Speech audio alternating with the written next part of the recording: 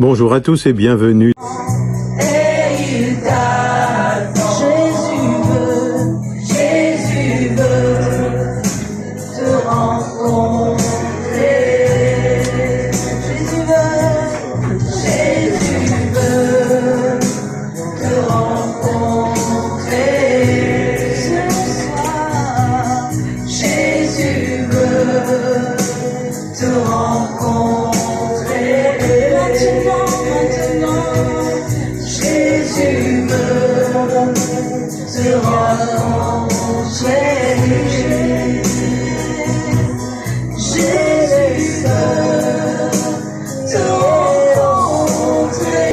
Dans l'évangile de Jean, au chapitre 10 et au verset 22 et 23, on peut lire « On célébrait alors à Jérusalem la fête des dédicaces. C'était l'hiver, Jésus marchait dans le temple sous le portique de Salomon. Cette fête de la dédicace, appelée également Hanouka, célébrait la reconsécration du temple qui avait été souillé et profané par des envahisseurs païens qui y avaient installé des idoles dans ses parvis.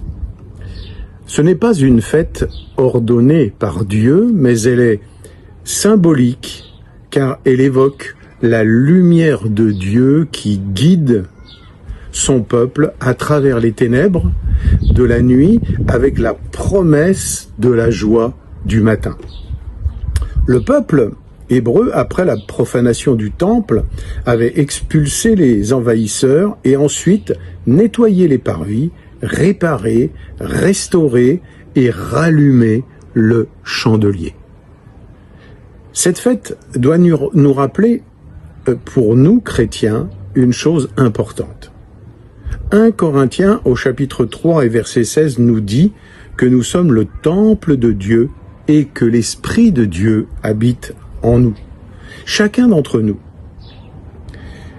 chaque vie est destinée à être un temple rempli de la présence de Dieu, mais le monde est rempli de temples profanés.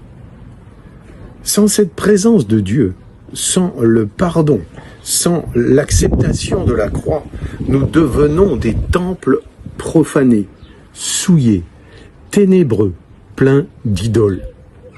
Notre impérieux devoir est d'ouvrir les portes de notre vie et de laisser le Seigneur entrer. C'est lui qui se chargera d'enlever nos idoles, de nettoyer, avec notre participation bien sûr, de nettoyer nos impuretés et de nous rappeler notre raison d'être. Ézéchiel, au chapitre 36 et au verset 25, nous dit « Je vous aspergerai d'eau pure et vous serez purifiés, nous dit Dieu. » L'Éternel dit encore « Je vous purifierai de toutes vos impuretés et de toutes vos idoles. » C'est le Seigneur qui va éclairer notre cœur. C'est lui qui remplira notre vie de sa présence. Il remplira de sa gloire tous les temples qui lui seront consacrés. Et si nous acceptons ce nettoyage, en devenant le temple de Dieu, notre vie deviendra Hanouka, une vie dédicacée à Dieu. Mon frère, ma sœur, débarrassez-vous de vos idoles, nettoyez vos chambres et reconsacrez votre temple au Seigneur. Appliquez 2 Corinthiens chapitre 6 verset 16 à 2 Corinthiens chapitre 7 verset 1. Ce passage nous dit « Quel rapport y a-t-il entre le temple de Dieu et les idoles ? Car nous sommes le temple du Dieu vivant. Comme Dieu l'a dit, j'habiterai et je marcherai au milieu d'eux.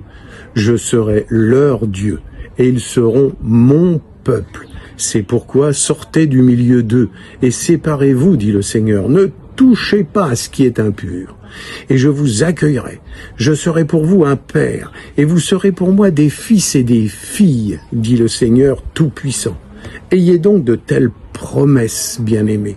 Purifions-nous de toute souillure et de la chair et de l'esprit en achevant notre sanctification dans la crainte de Dieu.